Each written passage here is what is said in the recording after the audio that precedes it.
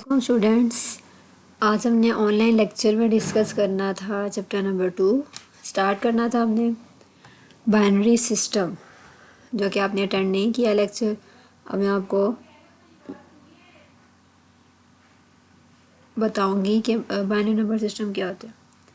आपने पहले 8th class में हमने पढ़ा था बाइनरी नंबर सिस्टम्स। वहाँ हमने बहुत ज़्यादा कन्वर्जन्स पढ़ी थी, लेकिन इसमें आपकी इतनी ज़्यादा कन्वर्जन नहीं है।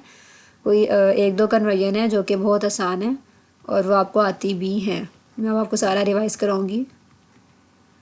सबसे पहले हमारे पास है introduction to number system. Number system हम पहले पढ़ चुके हैं। नंबर सिस्टम हमारे पास क्या होता है, जो हमारे पास न्यूमेरिक डाटा को जो रिप्रेजेंट करते हैं वो हमारे पास होते हैं नंबर सिस्टम। और हमें पता है कि नंबर होते हैं हमारे पास 0 से 9। हमारे पास हमेशा 0 से 9 डिजिट ही होते हैं। हम जो मैथमेटिक्स करते हैं वहाँ भी 0 से 9 डिजिट ही यूज़ करते हैं हम, इसके अलावा कोई हमारे पास डिजिट नहीं होते। तो इसको हम कहते हैं नंबर सिस्टम। ठीक है। अब नंबर सिस्टम में हमारे पास पहला नंबर सिस्टम है decimal number system. Decimal number system में बस वो नंबर सिस्टम होते हैं जो हमारे पास, जो हम रियल लाइफ में इसको यूज़ कर रहे होते हैं। ठीक है। और वो कितने और वो होते हैं हमारे पास 0 से 9 तक, और 0 से 9 तक बनते हैं टोटल 10 डिजिट। इसीलिए डेसिमल नंबर सिस्टम की जो बेस है वो हमारे पास 10 है। ठीक है। यहाँ पे इन्होंने एग्जांपल दी हुई है, जैसे 892। तो 8 को 10 से मल्टीप्लाई किया है, 9 को 10 से मल्टीप्लाई किया है, 2 को 10 से मल्टीप्लाई किया है। ये यहाँ पे जस्ट एग्जांपल देने के लिए। ठीक है। और ये इससे बताने के लिए क्या, ये बताने के लिए है कि जो डेसिमल नंबर सिस्टम है इसको हमने मल्टीप्लाई किया हुआ है उसी की बेस के साथ। और इसकी बेस क्या है, 10 के साथ मल्टीप्लाई करके सिंपल पार्ट्स दी हुई है। ठीक है। इसका आपने सॉल्व नहीं करना है, इसका एग्जाम्पल आपने लिख देना खुद से। उसके बाद नेक्स्ट जो हमारा नंबर सिस्टम है हमारा है binary number system. Binary number system हमारे पास दो होते हैं, 0 एंड 1। ठीक है। और इसकी बेस होती है 2, क्योंकि 2 डिजिट हैं इसलिए इसकी बेस हमारे पास क्या होगी, 2 होगी। और ये हमारे पास नंबर सिस्टम होते हैं ABC की फॉर्म में। ABC की जो फॉर्म होती है, जो हमारा कंप्यूटर होता है ना, कंप्यूटर जब हम कोई भी चीज़ कंप्यूटर में एंटर करते हैं तो वो ABC की फॉर्म में एंटर होती है। लेकिन वो बेसिकली जो कंप्यूटर की मेमोरी में जो चीज़ सेव हो रही होती है वो हमारे पास होती है 0 1 की फॉर्म में। अब जैसे यहाँ पे एग्जांपल है कि अगर हमारे पास लेटर A है, अब लेटर A का जो कोड होता है ना वो होता है 65। अब 65 को अगर आप बाइनरी में कन्वर्ट करो तो इसका डिजिट बनता है 0 1 0 0 0 0 1। ठीक है। अब हम जो कंप्यूटर में एंटर करेंगे वो लेटर A ही होगा, लेकिन जो कंप्यूटर के बैक पे जो कंप्यूटर जो सेव करेगा वो सेव करेगा 0 1 1 0 0 1। ये इस कोड को सेव करेगा। ठीक है। इस कोड को अपने अंदर स्टोर करेगा। ये एज ए एग्जाम्पल है।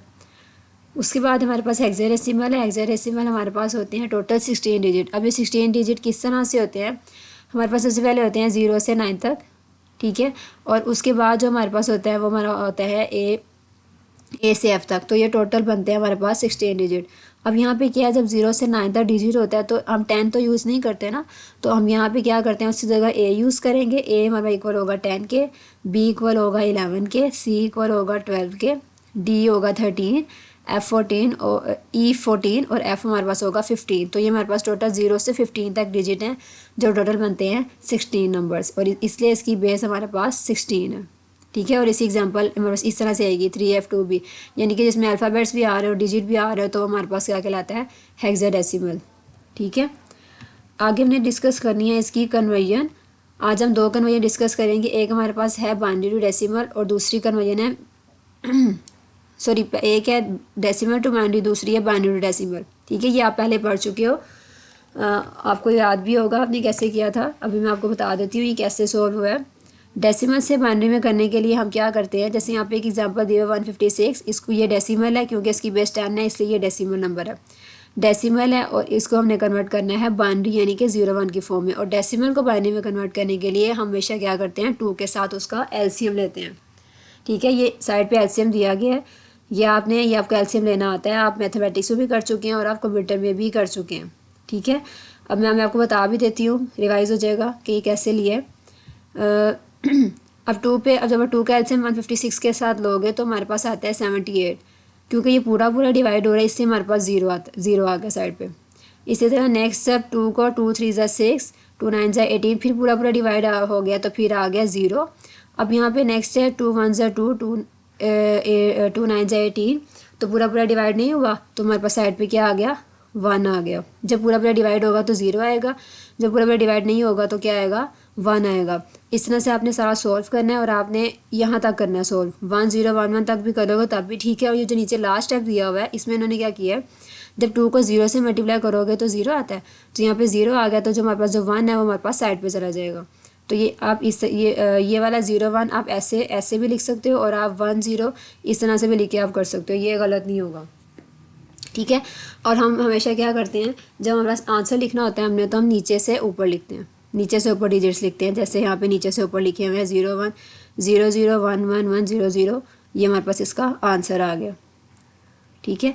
ये थी हमारे पास binary to decimal to binary conversion. Next हमारे पास है बाइनरी टू डेसिमल।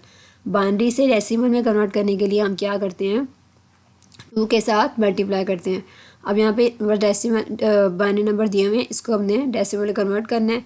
तो 1 multiply by 2, 0 multiply by 2, 0 multiply by 2 two so on multiply 1 multiply by 2, ठीक है। और उसके बाद आपने क्या करना है, हमेशा इसकी राइट साइड से आप हमेशा पार देते हो, 0 1 2 3 4 5 6, ठीक है। उसके बाद आपने इसको सॉल्व कर लेना है, 2 की पावर 6 64 होता है।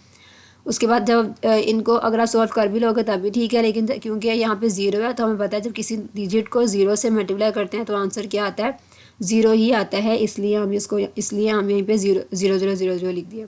अब यहाँ पे एंड पे हमारे पास है 2 की पावर 0, जिसकी पावर 0 होती है वो हमारे पास किसके इक्वल होता है, 1 के इक्वल होता है, ठीक है। 1 को 1 से मल्टीप्लाई करोगे क्या आएगा, हमारे पास 1 ही आएगा। फिर अब इसको ऐड करोगे तो हमारे पास 65 आंसर आ गया, ठीक है।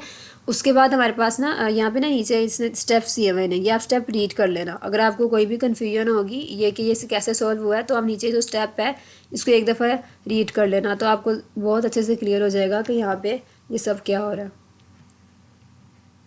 ठीक है। ये थी हमारे पास कन्वेंशन जो आज के लेक्चर में हमने डिस्कस करनी थी ऑनलाइन। अब आपने मुझे इसका फीडबैक देना है, मैं आपको असाइनमेंट कुछ क्वेश्चन दूँगी असाइनमेंट में, वो आपने मैं ग्रुप में ही पोस्ट करूँगी असाइनमेंट, तो आपने मुझे ग्रुप में ही सेंड करना है। और मुझे अब आप सबका रिस्पांस चाहिए और उम्मीद है कि आप सब 100% मुझे रिस्पांस देंगे, ठीक है। और अगर आपको कुछ समझ नहीं आई तो आप ग्रुप में मैसेज करके मुझसे पूछ सकते हैं कभी भी। अल्लाह हाफिज़।